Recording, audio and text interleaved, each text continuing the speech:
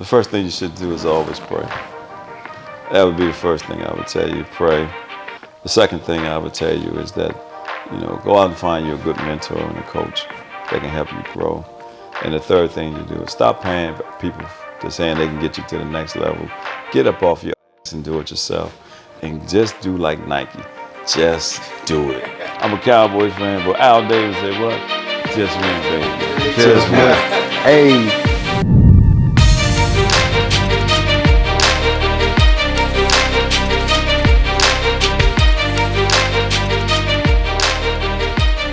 Man, welcome back to another edition of Real Talk. Got my wonderful co-host here, Darnell. What's up? And we have a special guest. First of all, this is our first in-person interview, so we have to really set the record. Like this is actually clap it up. This is actually a momentous occasion, man. But I'm excited. I don't think I've ever been excited to ask somebody questions for an hour or some change, man. We're sitting here with the transportation titan. We are sitting here with otherwise known as a blue-collar millionaire by many accounts, and just a black man doing great. And that's what really warms my heart. So without further ado, first of all, Drizel, tell the people who you are. We can get into this, man. Oh, so my name is Drizel. I help host this podcast. Me and my brother Ben are part of the North Metro chapter of Emerging 100. We're here trying to impact the community and give you guys a different perspective. I know there's a lot of podcasts out there that speak about a lot of these different things, but we are young entrepreneurs, professionals, engineers, so we're giving you it from the standpoint of somebody who is trying to reach that level, try to understand how to get into those doors. And also not just get into those doors, but understand how to execute and fulfill whatever promises we are making to whoever. That's right. And that's something that we're constantly trying to bring to the black community. We brought you mental health with the last episode. We had a women's panel for our first episode. So we're very big on our community and upholding the standards and bringing new standards and trying to show the people that necessarily don't have those resources that we are that resource for you. Right. And especially me and Ben, we went to school together. We've been in a lot of different rooms. We've grown together, and this is something that we know can help our community because this is something we started learning as young black professionals. Most def. Let's get into it, man. Again, like I said, powerful brother. He's gonna drop some gems. Been dropping gems the whole time. The whole time, man. I done figured out my life about 20 different times since I've been here. Without further ado, King, please share with the world who you are. My name is Darnell Lee. I'm the CEO of W&T Travel Services. We're a full grand transportation company. We're also in IT. I recently formed a cybersecurity company. I was born and raised out of Washington, D.C. I also certified all 50 states and around the world. I've been to the White House, been to the Owl House, and now I'm coming to your house. I love that. We're actually going to jump right in right there, right? Because when we were actually scheduling this, I know we pushed it back a little bit because you said you actually had to go make some money, right? So let's start right here. Where did you go? What were you securing? What deal were you actually landing when you had to leave? Well, when President Obama got elected as president, I won a contract at the National Institute of Health as a shuttle contractor. So I'm a shuttle and federal government contractor. I was in the program called the 8A program, which is for minority participation. I won my first government contract, 5 years, $35 million. And from there, I graduated out of the 8A program in 2017. And from there, I've been running the National Institute of Health shuttle system for almost 15 and a half years. Wow. I created a joint venture that I'm graduating out of next Friday, the 31st. And then I created another contracting opportunity as a subcontractor. So I will finish up NIH working up there for almost 20 years in the contracting. So like I said, the first one was 5 years, $35 million. The second time I recompete by myself as a prime contractor, it went up to $38 million. And I'm happy to say this time the contractors will grow up to $45 million. That's amazing. I mean, I just want to have fun real quick and just talk about the numbers, right? Like, we're talking 30, 40s, right? What's the highest you've ever gotten contract? Well, the highest contract that I ever received was the NIH. Okay. But the multiple contracts that I received totally, I had over $300 million in federal government contracting in my tenure. and over 300 employees. Gotcha. Okay, so like you've gotten all these contracts. I know a lot of people see the numbers, hear the numbers, and just think that's money. But when I hear that, and as a young entrepreneur, I'm starting to think like, how does he allocate the funds? How does he manage How much are you that? keeping? Yeah, how much Yeah. are you keeping? How much goes into your business? Yeah. Because people think you get paid first, but you're probably the last one to get paid in the whole process. When I first started, you're correct. I was the last one to get paid. But then I learned that, hey, I should be the first one being paid. Because I work 22 hours out of 24. Sometimes I work 21 hours a day. I sleep 3 hours. My wife can attest that. My workers, I believe that you lead by example. I wouldn't let you do anything I wouldn't do. I learned my business from the ground up, from the janitor to the CEO. I know every position that's out there. So the fact that if I hire somebody to come in, they can't tell me what they can't do. I can tell them what they can do. I worked it.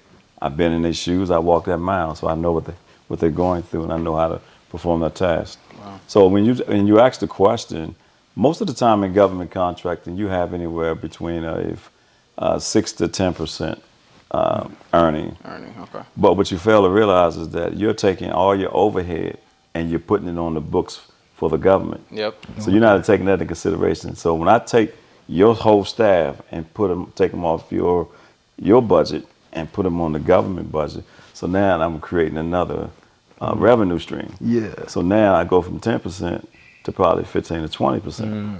And then I got my G&A overhead and fringe. So actually you winning roughly around 20 to 25%.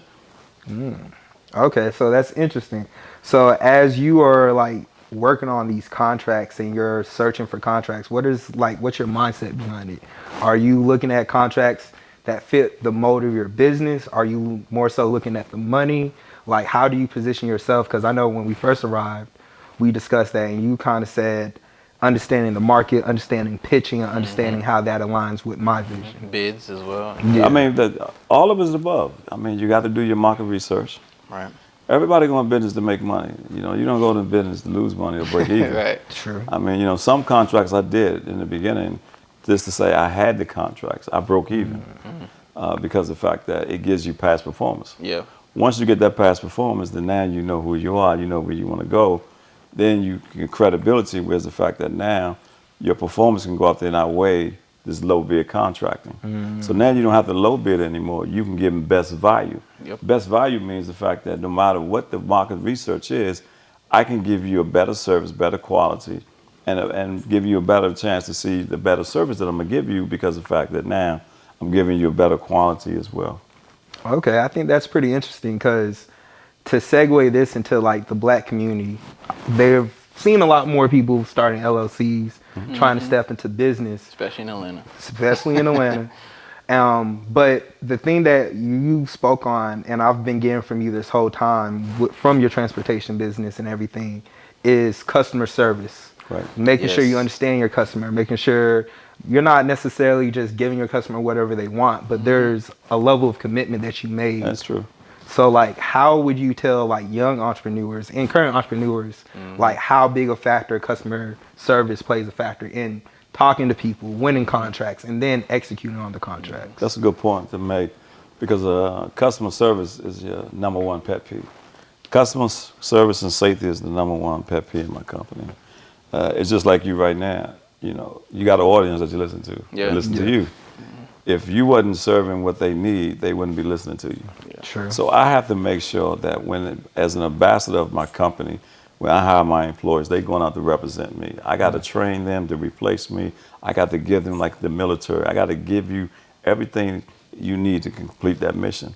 If I don't give you what you need, I failed you. And as a leader, if I'm not giving you, you know what a leader is?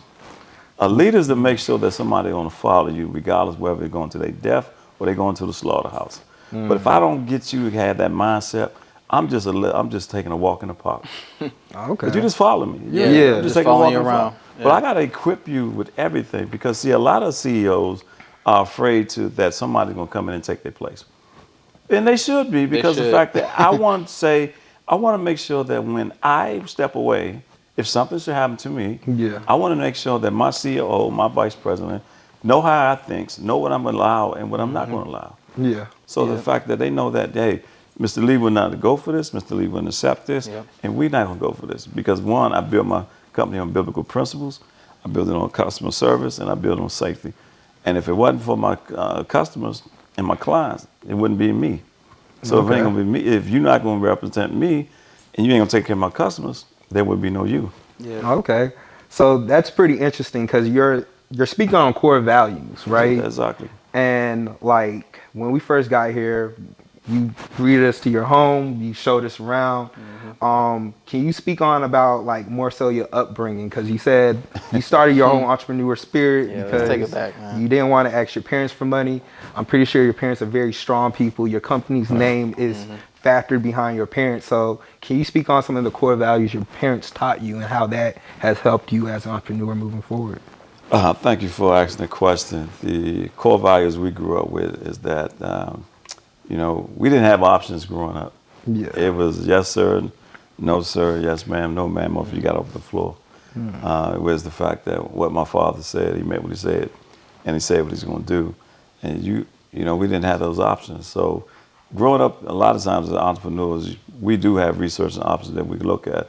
But for me, we had three options. You either went to the military, you went to college, or you got a job. Yep. Yeah. Nobody told us you can be an entrepreneur. Yeah. True. Nobody say, hey, you could be the Bet on yourself. Yeah, you can do most of the things that other people. Especially growing up during the era you grew up in. That's a completely different than it is now with social media to show us this stuff. I didn't grow up with social media. Yeah. Our social media was calling people. Yeah. Is it interesting adjusting, or have you implemented some more of that social media aspects to your business, or is that you kind of stick to more traditional old school? All the above, because Okay. I have to bring in people like yourself that with modern technology.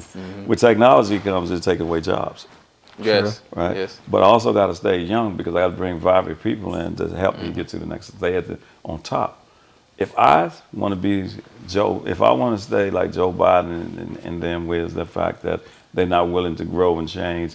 We got congressmen and senators that's 60, 70, 80, 90 years old, That's true. not in touch with a 20-year-old. No. What's the views of a 20-year-old?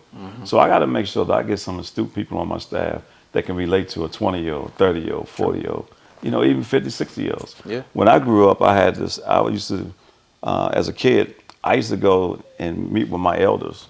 And I used to sit at their feet, and they used to tell me, they used to drop nuggets and give me wisdom and knowledge. And they 30, 40, 50 years old, and I used to sit with them, and they'd go to the Just store. absorb it, yeah. I was to go to the store and do things with them, and they would sit there and just learn from the wisdom that they had. It was just me. I was just curious, what was it like?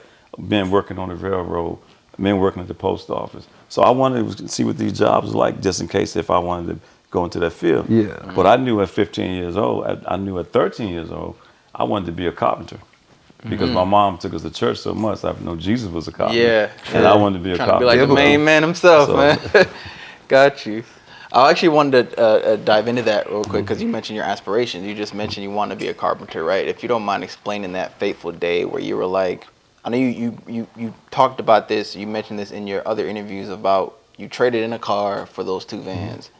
What was that fateful day? You talked about the pastor. He was sharing a good message that Right. inspired you. Like what dawned upon you that said, you know what, forget all of this. I want these two vans. That's going to get me my future.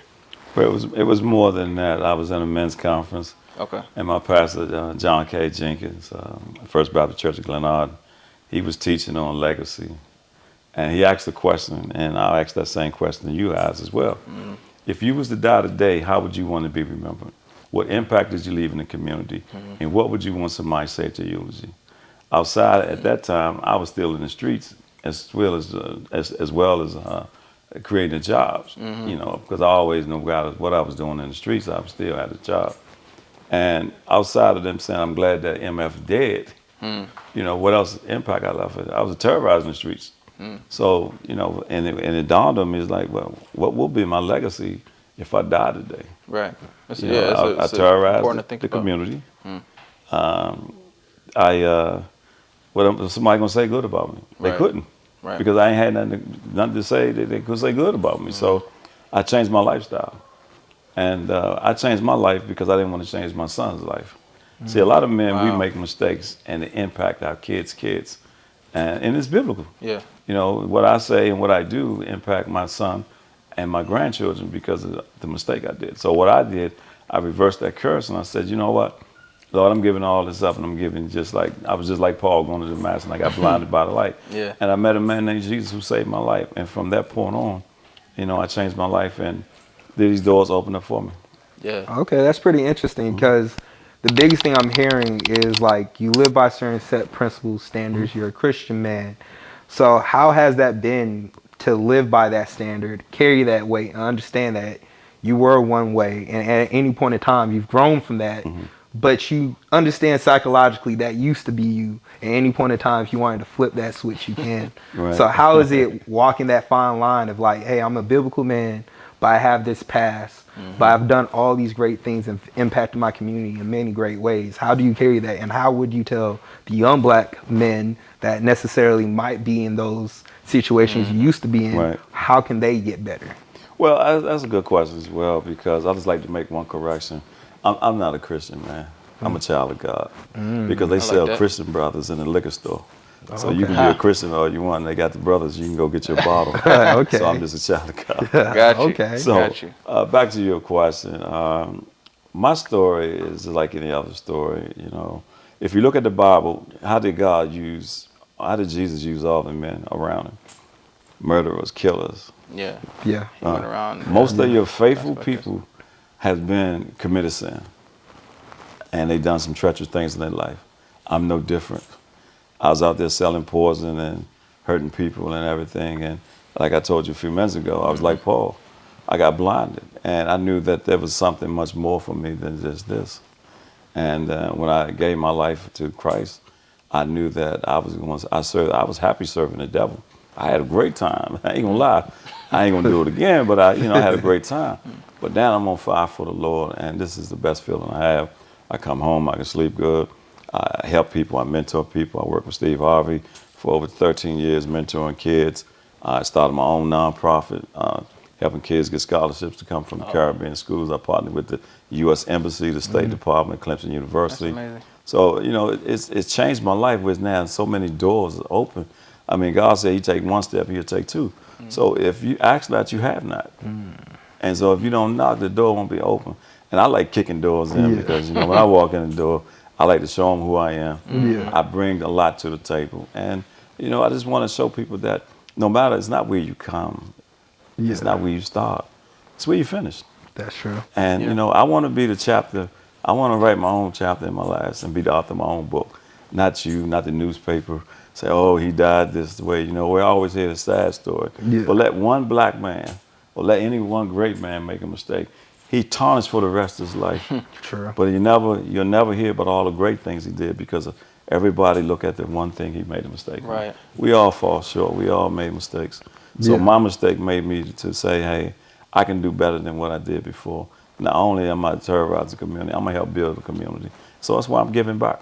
Okay. And then you hit on something I know it was very personal to Ben. Yeah. You said I was clocking the it. Caribbean, he I was perked clocking up. That's his whole background. I'm first generation. I'm first generation Caribbean. My family comes from Jamaica, so I was the first American born in my family. Okay. So that definitely perks up because I also want to have a way to give back to first generation and immigrant families and students.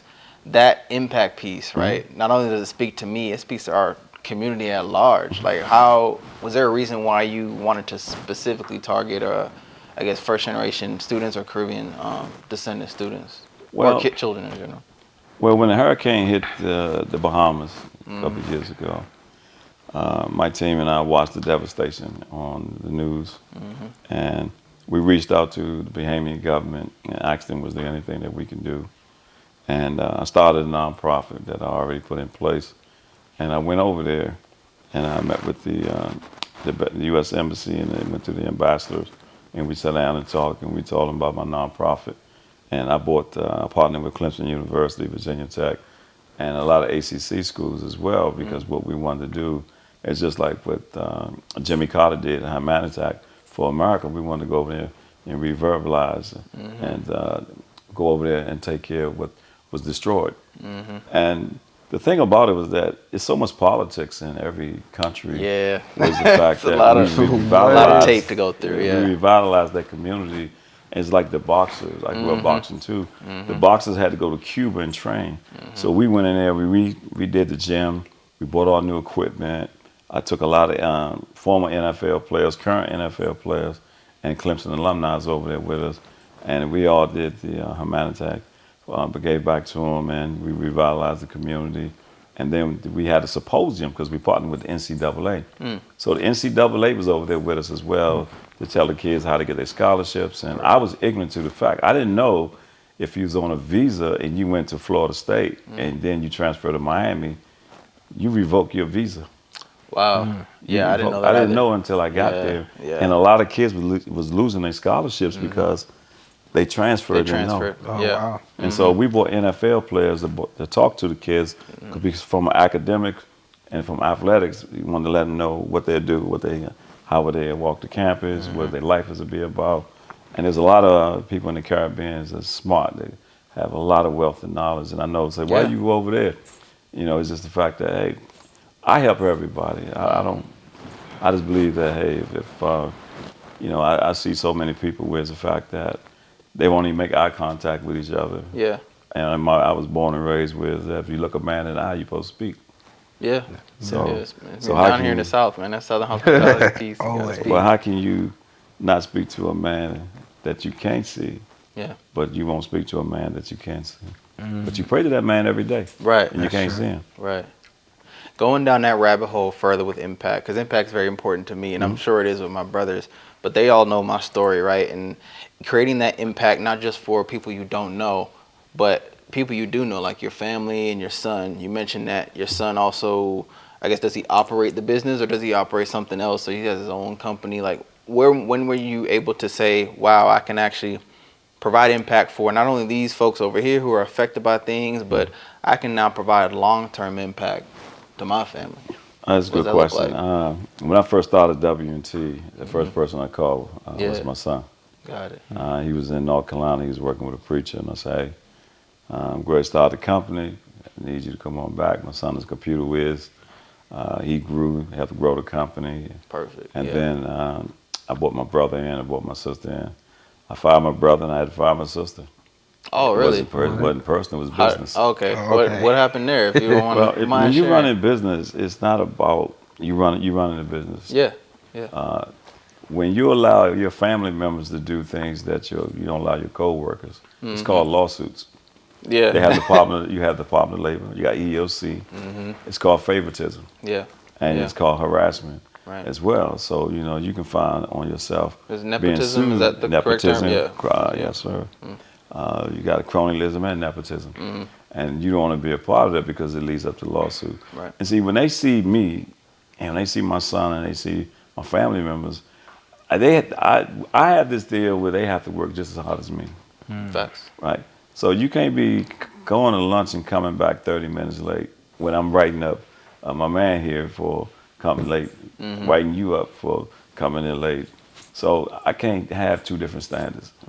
So that's why, your employee handbook, your rules and regulations, scope of work, and your standard operating procedures, you got to have all that in place when you're running your business. And if you falter and you let one get away, you might well let them all get away. Get them all. Got it. And you remember, it's not personal, it's business. Yeah. Okay. I might not have a good time at the family reunion. Right. So how is that? Because I feel like that's pretty prominent in the Black community when people start growing, changing, and they realize that certain people aren't moving the way that they need them to move. It's sometimes difficult to, like cut off your hand to save the rest of your arm kind of thing. So can you kind of speak on like that aspect and like the challenges that brought in internally? Because it takes a while to build up that and muster that energy to go have that talk with the person you love and care so much. And how does that impact the relationship after? I mean, it hurts. I mean, the first time I fired somebody, I never wanted to fire anybody. But after you do that first one, it becomes a habit. Yeah. Because it's either your career, your business, or you're going to allow this person to take you down. Yep. You sit down, you talk to your family members, and you talk to your employees. You give them a blueprint. You give them a vision, a mission, or where you're trying to go with the company. And you ask them, where do you fit in? And, although you write on, if you have a very progressive disciplinary plan, when employees are doing wrong and your family members. Like I said, I expect more out of my family than I do my employees. And so when they're not stepping up to do more, then it makes me look bad. So it hurts, but like I said, it's business. You just got to sit down and then what you do, you got to remove yourself out of the situation.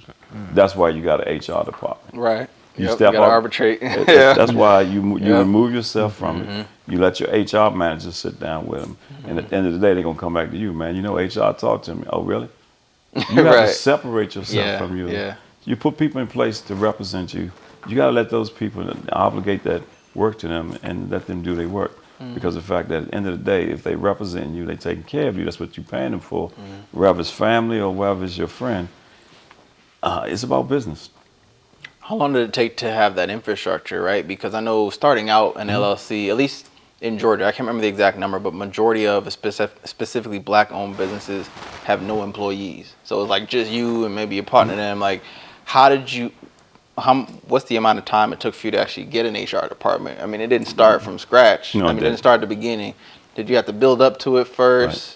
And then were you sustaining those issues with your family until you got the infrastructure to, you know, like, did you just kind of deal with it? Or well, as an entrepreneur, you know, you the secretary, you the everything. everything. Wearing 1,000 hats. HR, Yeah. you the CEO, you the driver, you run logistics. When you first started, you wear multiple hats. And then as you start to grow, then you add those pieces like a puzzle. You know, you add this piece, you add that piece.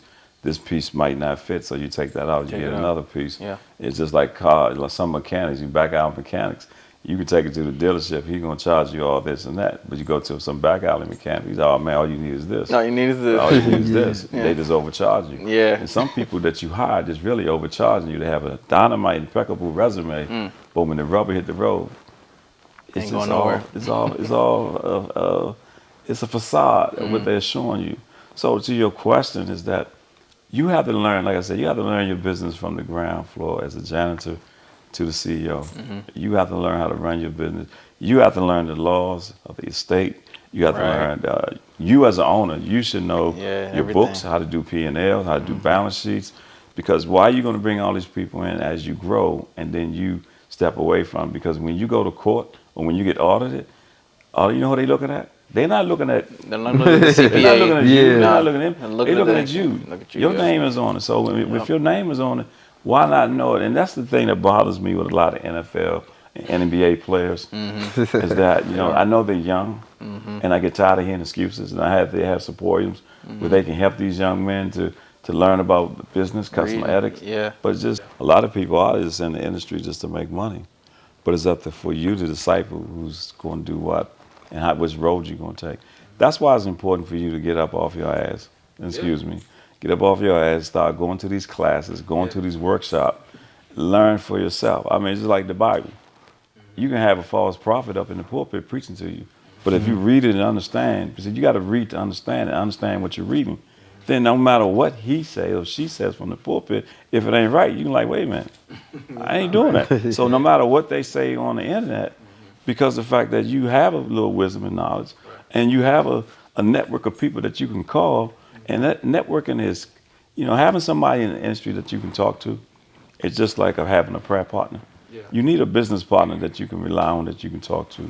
So networking, is just like prayer partners, you need that big brother, like a mentor protege that can help you, to guide you.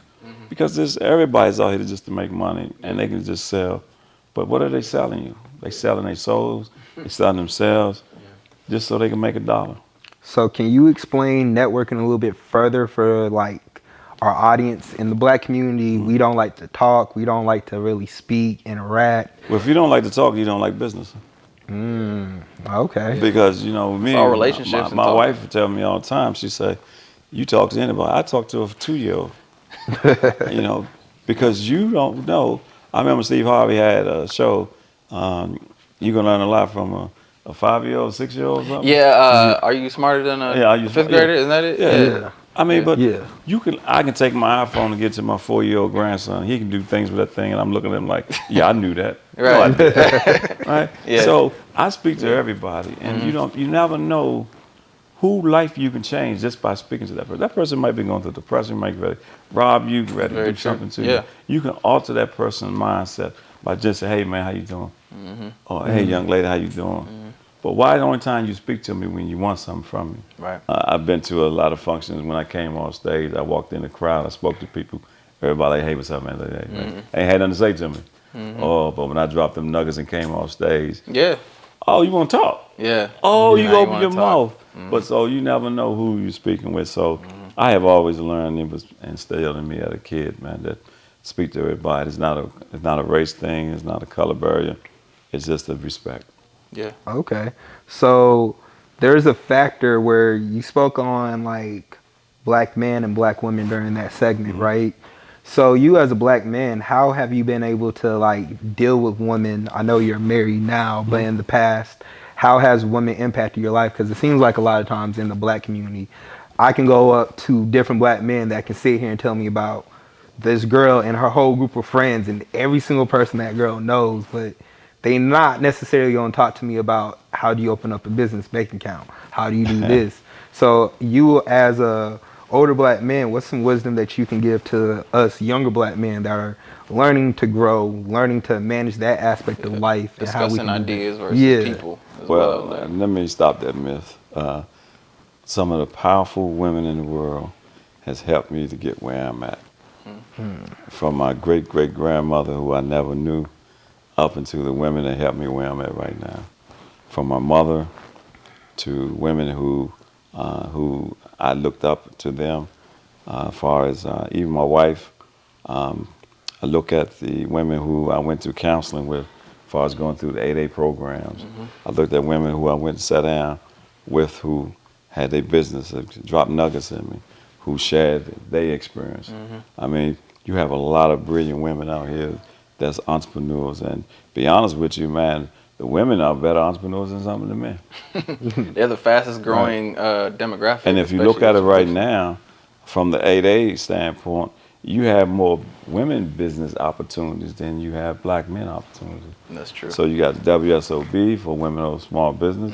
You got so many certifications for women, for black women certifications. Whereas the fact that, you know, we're going to become extinct.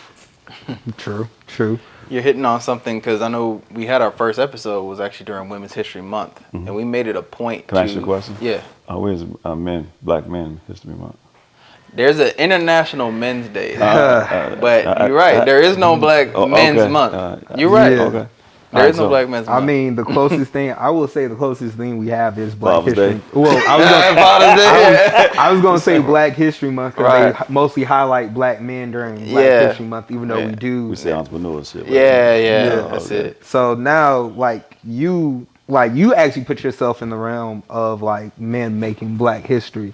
So as you've been like growing and carrying this weight, have you ever stopped to realize like, hey, I've connected with all these other black successful men, and has that ever sat there and realized like, hey, when you was that little boy sitting in the room and you had the dreams, when you saw the hardship and you thought in your head, I'm going to change my family's past and future and generation on top of generation, like how has that been like for you as like the mindset shift, carrying that weight and being that man? That's a good question. One thing that I learned is that if you know who you are, you know where you want to go. See, a lot of people don't know who they are. I can ask people in this room right now. I go around asking people, and even when I was working with Steve Harvey with his kids, my number one pet peeve, I said, I know who your family is, I know who your mother, I know who your father is, but tell me, who are you? They tell me what they work, they tell me who they work, who they married to. That's who you married to, that's who you work. But tell me, who are you as a person? If you don't know who you are, you don't know what you become. If you don't know what you become, you don't know your purpose. If you don't know your purpose, you don't know your destiny. So now you got to go up to God and say, why am I here? Why was you put on this earth? What was the purpose of you being on this earth? And if you don't know, the most dangerous person in the world is a person that knows who they are. You got to know who you are. And to get back to your question is that, you know, one of the things is that, you know, we say that I'm making history. No, I'm not making history.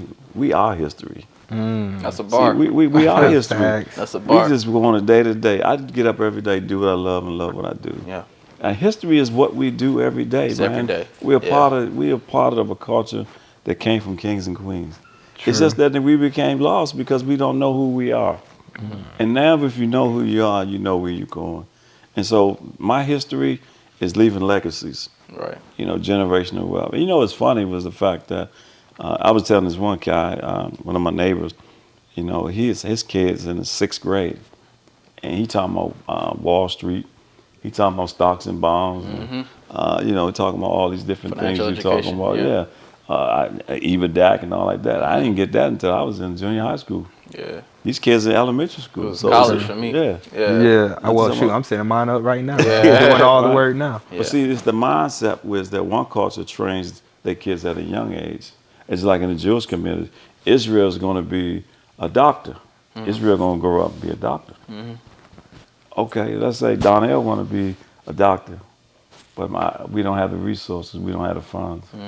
But the community gets around. I mean, the community gets around Israel and makes sure Israel go. But the community don't want to get around Darnell, so I can go. So now I get depressed, I get discouraged. Now I didn't hear from my mother because now I'm a single mom. Your father ain't SHIT, you ain't gonna be nothing. So now I get depressed, I fall by the wayside. Next thing you know, where am I at now? I'm in jail. Can you help me? So now, you know, it's that we have to we as men, we got to mentor our children. We got to show them what's the path they're right or wrong. And then we just got to lift them up, man, and educate them and love on them. And when I was working with Steve and the kid, one of the things that bothered me the most is that it was the most precious thing that I ever seen, is that you see these kids so broken, and then when a real man came and hugged them, they broke down like butter. We had soldiers there that was in the boot camp, and even they cried and broke down because they was them little kids. They was broken from their family and their fathers. Yeah, and they It can was a relate. disconnect. Yeah. So the biggest thing that you kept speaking about was like, who are you? So to ask the question to you directly, who are you? So we can get a feel, so we can understand what that truly means versus just examples. Okay. Well, again, I'm Darnell Lee. I'm a serial entrepreneur. I'm a man of God. I'm going to keep it short and simple. I'm going to let you guys figure out the rest and write the chapter. I'm going to give you my best. Yeah. Okay. But for the persons out there, who are you is for you to get up every day, look in that mirror, and tell that mirror who you are, what you can become, and where you're going and where you're heading. Because nobody can do it.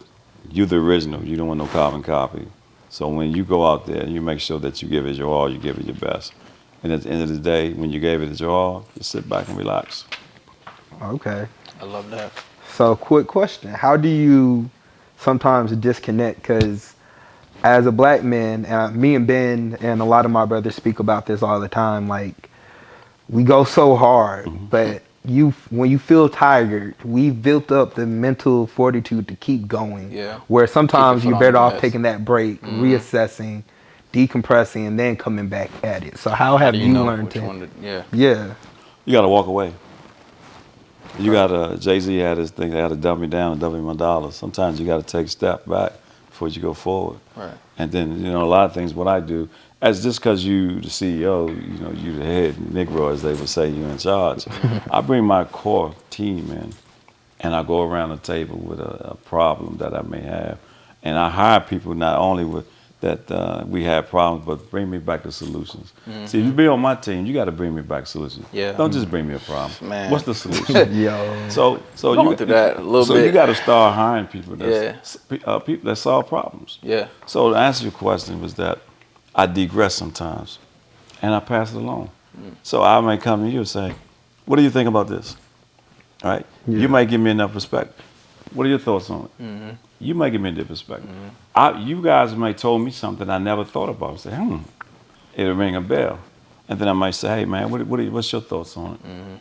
And then I look at it from a different perspective, because just because I make the final decision, I can make this decision for Darnell Lee, but not for what's best for WT. Exactly. So I got to take the emotions out of it and do what's best for the company, not what's best for me. True. Okay.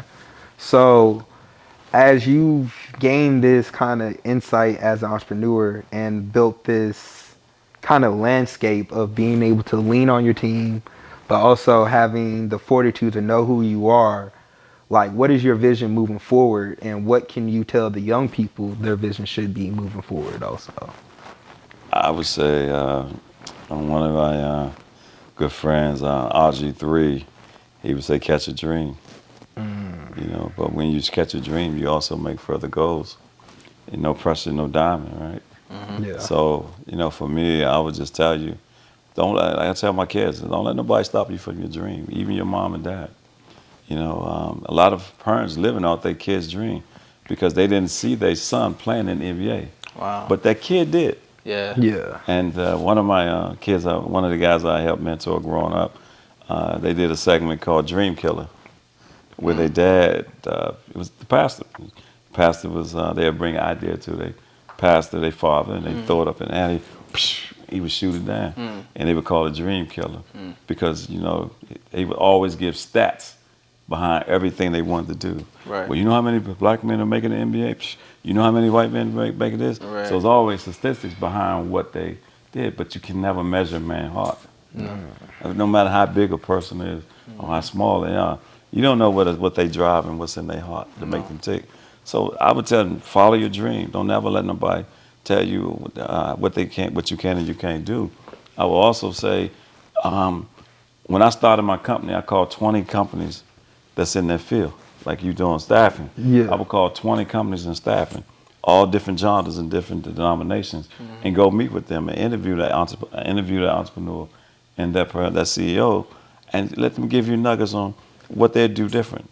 You're gonna get 20 different answers. But at the end of the day, it's gonna come back in one package. Yep. Oh, okay. That's a good idea. Yeah, definitely a good idea. So that's what I did. Take 20 companies. 10 of them met with me because the other 10 they said, oh, he's gonna be my competitor. I ain't gonna give you no information, inside information. But guess what? The ones that didn't, I hired them anyway to work for me. Yeah. So, like, how do you overcome those no's? Because that's something that Yeah, I'm we gotta working talk on about overcoming no's. now. Because after like You get 2, 90 no's 3, for your one 4, yes. 5, Yeah. 6 months, a You year get so of hearing many. no, it's hard to Okay.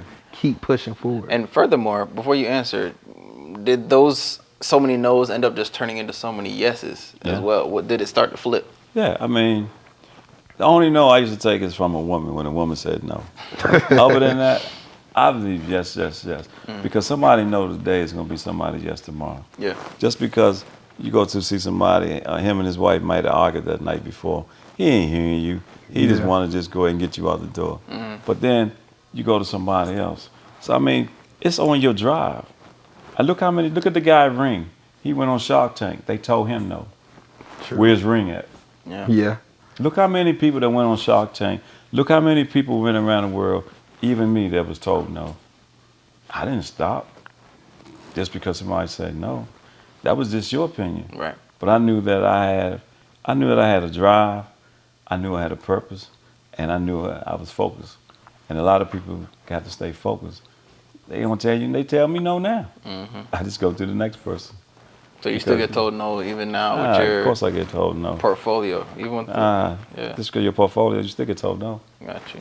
It's just that I take that as a drive to make it go do other things that's better. That makes sense. I mean, no is a part of life. It's a yes or no. Yeah, it is.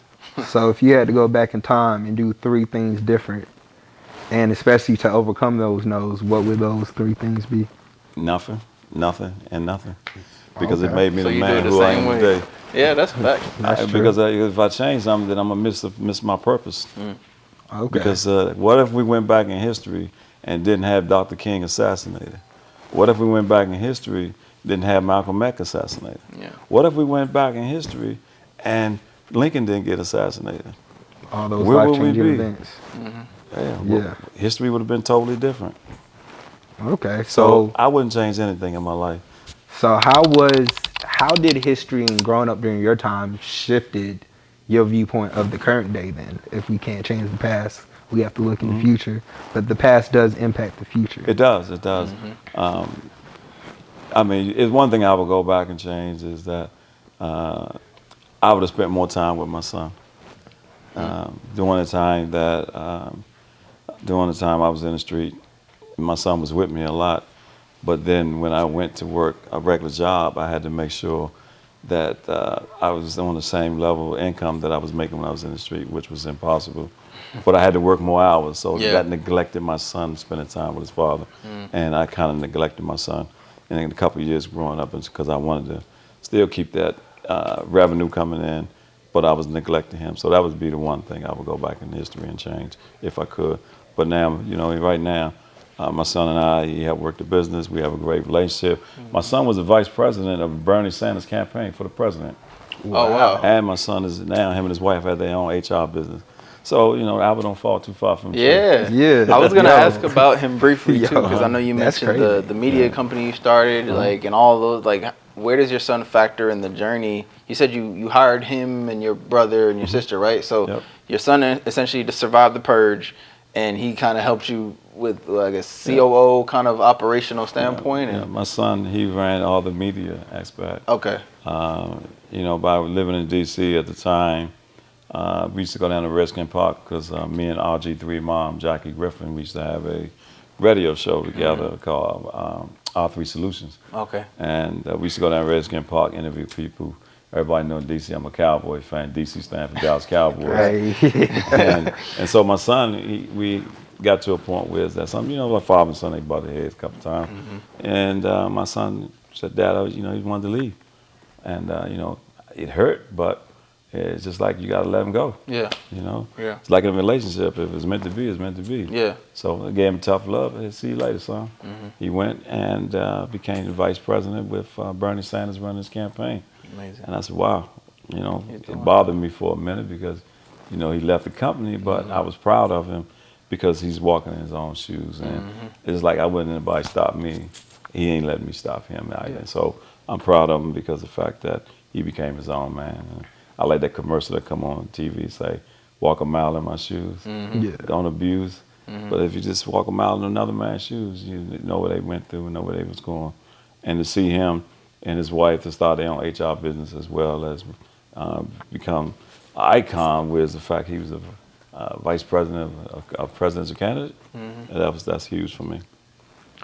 So as a black man, as you've been like going through life, you had your trials and tribulations. You say as a black man, as soon as we run into one issue and we're scrutinized, casted out from society.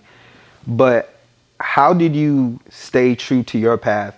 And like, how long did it take for you to kind of grow and kind of acquire that mindset and like manage yourself? Because I think that's one difficulty I have. Me and Ben spoken about is giving us that leeway to grow because we want it by tomorrow. Yeah. But yesterday, microwave it. I want it like right now, but it's kind of difficult being 29 and like seeing certain people and just realizing like it took them 10, 20, 30, 40 years and they're not achieving certain things until they're closer to 50. But I want it, by 35 at least. Well, a lot of young guys have that microwave mentality that they want it right away. It takes patience and time to get there. I didn't get here overnight, but it just took time. Whereas the fact that I did my due diligence. I looked for companies that was graduating out of the 8A program. I looked for mentor proteges. I went to people who was in business that can help me. And one, I would say to a person that's coming up, go meet with those 20 different companies that see what they're doing different than what you're doing. Yeah. Go talk to those companies that's in your field to see whether or not that you can they can mentor you. You know, all of us need to be mentored. All of us need a coach. Yeah. It's just the fact that you got to have the right mentor and the right coach. My mentor calls it buying. He refers to it as buying time, and because whether you are purchasing a course or you're going through, like you said, there's a lot of free opportunities too, but you're still trading your current time to have so much wisdom from somebody who's done it already in 10 years, teaching it to you in 10 minutes or 10 hours. It depends on whether it's a course or whatever. But like, yeah, that's the way he broke it down. Is like you're buying time. And you're getting it sometimes. Most of the time, you're getting it free. Yeah. Was the fact that we spend so much money and most entrepreneurs, we spend a lot of time and energy, blood, sweat, and tears, investing in ourselves. But then, you know, I have a lot of people always call me. I had one guy call me and say, man, I just want to let you know God told me and you're going to be partners. So I told him I didn't get the phone call. Yeah. Right, I didn't get put in the group chat. Yeah. Right. But it's just that you have to invest in yourself. You got to put time in. And, you know, even for me, you know, people always call me and counseling people, helping them get to the next level. And, you know, you do it because you have the love and passion for it. You don't want nothing back in return. Where a lot of people say, "Oh man, I'm a consultant, so then you got to pay my fees." You know, so, you know, for me, I just sometimes when I get on the phone, I just drop the nuggets on them and tell them, you know, I refer them to different organizations that can help them get to the next level. Those organizations that help me. Yeah. Okay, so can you speak a little bit further on mentorship? Because Yeah, the biggest thing I definitely had to wanna land learn as a young black man, when I'm in the presence of people that have already done it, I understand I have to put my own ideologies to the side to acquire a bigger picture. But I know for a lot of younger people, or certain people who haven't had that experience with people that have accomplished a lot, what would you tell them? How do I go about acquiring mentors? How do I manage myself Yeah. with How do you even mentors? find one? And how do I Yeah. manage all the different ideas? Because sometimes you might tell me something, another mentor tells me that's trash, and y'all are kind of like about the same when it comes to decision making. Everybody has different ideologies. Everybody has a different way of doing it. But at the end of the day, you get to the same. You get to the goal.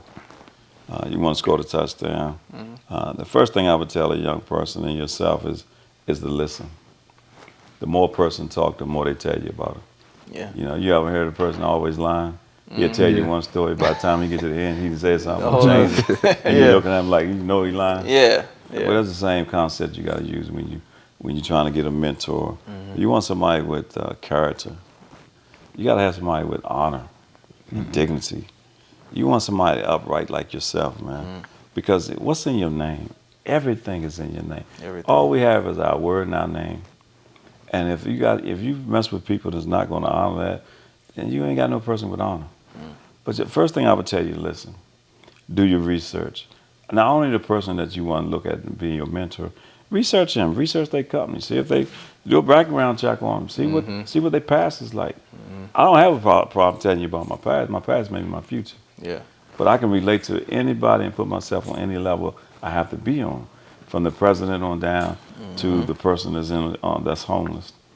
You know, so you know, first I say listen, research, study, meet with the people, look at the programs that's out there, and they free. Your taxes are paying for this. Sure. All these programs are free. We don't take advantage of them. They're free. That's facts. Yeah. It's a price we all can afford. Free. Free 99. Yeah. And we love free. As we wrap up, I want to really land on what's next. And I get this tidbit from my brother Devon.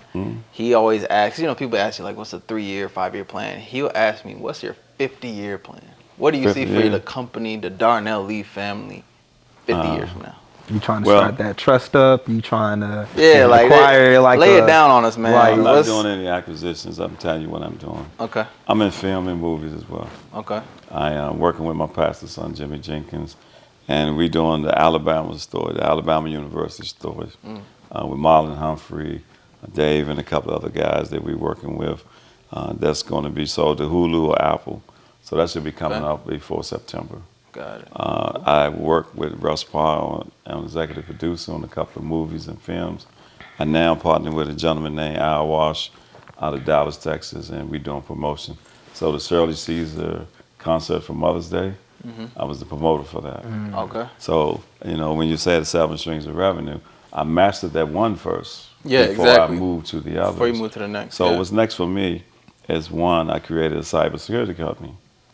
Okay. Well, if everything with AI is coming out, you're speaking on language now. Speaking on language. Cybersecurity, you have to have. That's the number one pet peeve. Yeah. And then you got to get CMC compliance, level 1, level 2. Yep. But if you get level 3, you don't really need. You know, you self-sufficient. Yeah. So my goal is now I'm transitioning to IT world, with the fact that I got some great mentors. Yeah. I got the people that can speak the language and know the language, and we're putting contracts together and proposals together now. On that, we're going after the 50 to 100 to $200 million contracts. So my goal is not only to set up my great-great-grandchildren, but also to leave a generational wealth for, you know, kids. There's one guy I'm working with named Marcus Wilson. He has a program called Bounce Back. He's an ex-felon too. He was a multi-millionaire. Bounce Back is about kids and young men coming out of prison, teaching them how to become IT techs. Love that. Teach them how to pull low voltage. Yeah. You know, teach them how to do things. Whereas the fact that when I grew up in D.C., there was a mayor named Marion Barry who, if you got a job or if you got a contract in the District of Columbia, you had to use those inmates and you had to use DC residents. So we just giving back to the community what we once came, weather, travel. We appreciate you. Wait, hold on. We can't leave off just yet. You No, just no, touched no. Go ahead. on Go for it. the core of me, Ben. You said technology. Yeah. And as young professionals who've been in the engineering field and had the opportunity to interact with a lot of black people, technology is not a thing that they really care for.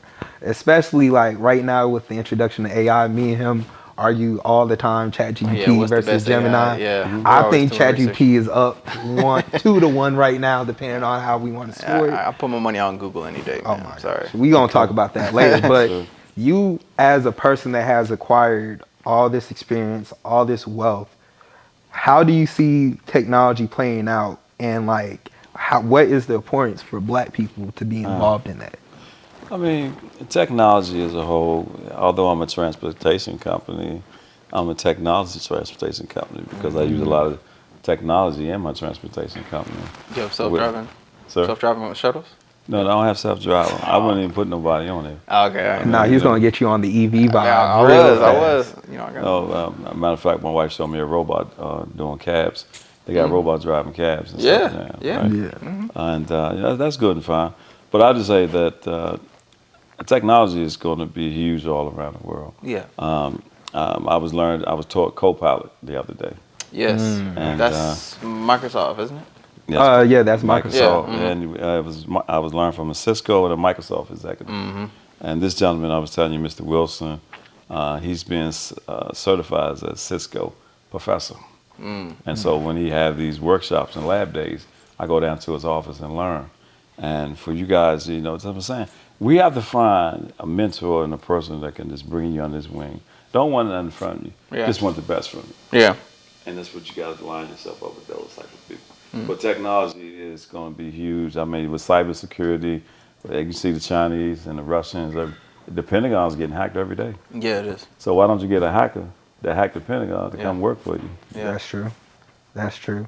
So after this, can I teach you about ChatGPT after this? Because you just got me excited. That's my We teach bad. you about Gemini. Hey, You teach I about tell you, Gemini. you teach me your part, and you teach me I'll your get part. Gemini. I'm going to teach you how to incorporate AI into your business. Oh, absolutely. Yeah. Okay. So A we lot gonna of help automation you figure we can that talk out about. as young black entrepreneurs, because we don't like to just come take the nuggets. We actually want to prove ourselves Okay. out there with a lot of different people. Hence why we're doing this show. Hence why me and Ben collectively back in the day, we was a part of the National Society of Black Engineers, still highly involved. Yep. But even then, we had a thing called Power, providing opportunity within everyone's reach, where we were bringing a lot of students that came from a little bit of the tougher neighborhoods to the campus to show them that, hey, this is what school is. You can Y'all ain't expose. come get me. I was in tough neighborhood. Hey, we got you next time. That's something that sure. we We'll actually invite want you out to to speak. bring in. We have our collegiate chapter at Kennesaw. We still have strong ties to Kesby. Shout out to Kesby. We still love y'all. Absolutely, So we'll man. definitely love to bring you in to try to see how we can help push the black community towards technology. Because I would leave you with this. I would like to bring in my mentor, Mr. Marcus Wilson, to sit down with you all. Most To definitely. tell you about Bounce Back, to tell you about Cisco, to tell you about Microsoft, to tell you about what he's doing in the community, to tell you about how he's at the Russell Building, to tell you how he's building his dream and his fortune. So that. I want to give it to you from the horse's mouth. I just don't talk about it, we just be about it. We appreciate that. oh yeah, we Right. definitely It's been a appreciate true honor. Yes, sir. Oh, Thank Mr. you. Darnell Lee. Hey, Appreciate man, it, thank man. you so Appreciate it. much. Oh my goodness. Hey, man. So what can you tell the black youth before we leave? What are, Before we get if out, you man. want to be entrepreneurs, tell them ahead and drop this is some the gems. last nugget. What are 3 things that you should do every day to help you get to that point of being a successful entrepreneur and a successful black entrepreneur in today's society? The first thing you should do is always pray. That would be the first thing I would tell you, pray. The second thing I would tell you is that, you know, go out and find you a good mentor and a coach that can help you grow. And the third thing you do is stop paying people to saying they can get you to the next level. Get up off your ass and do it yourself. Go to these workshops. Go to these free experiences that you would get when they have these things with the SBA, with SCORE at Atlanta Airport. You know, even at the cohorts they have in Atlanta and DC. You know, I get tired of kids and people making an excuse. And get up, stop making excuses. Talk about the white man is, black man is. Just get up off your lazy ass and just do like Nike. Just do it. Just do it. 90% and my of favorite man, I'm a Cowboy fan, but Al Davis said, what? Just win, baby. There you go. Hey, Take it home. shout out. Great episode. Amazing. I Amazing learned a lot. session. I'm ready to go work on my business. I'm ready Most to. definitely. And I'm ready to break hey. some bread too, so we can have a good meal and just chit chat, man. Oh yeah, We definitely can go for another hour offline. Y'all can get we about to backstage. be here all day trying to pick his brain. Shout out to our chapter, the North Metro chapter. Shout out to y'all. Shout out to 100 black men. But you gotta give another shout out to who? LeVar. Oh yeah, shout out to LeVar Hey, shout for out setting to this whole LeVar. thing up, man. That's our founding Our brother VP. vice president would be remiss if Yeah. So, and shout out to the city of Atlanta. I mean, y'all are watching this. Hey. Showing love to our home city, man. 100%. And I'd like to give a shout out to God. Thank God. you for allowing me to be in this position, and thank you for the marvelous things you have done. If it wasn't for you, I wouldn't be here. So I want to personally thank your son Jesus for all he has done for me. And a shout out to my new pastor who I'm learning and is giving me a lot of nuggets, Pastor Lee Jenkins at Eagle Nest Church. He's learning a lot from him as well. And I'll also say thank everybody for listening. This is a great podcast. And we need sponsors. We need people like you to sow into this ministry. I know we're not a church, but they do this, they do it from their heart. And if you can just sow $1, $5, $10, whatever it takes for you to help these brothers grow. I know they got on their website you can click on and just sow. Just whatever God lay on your heart. When you hear this, whatever, and if I can help you along the way, I know you're gonna look me up and you're gonna call me. I can charge you $400, $500, $600 like an attorney, but all I was actually do just sow a seed into their ministry and help these brothers grow, because you're gonna be sitting in my seat one day and then you're gonna say, I listened to this show and I listened to what Mr. Lee said and I just did it like Nike. And so then you can tell your story, because God gonna get the glory. Listen to what I'm saying. Hey, That's my story and I'm sticking with it. Let's go, man. Let's get out of here.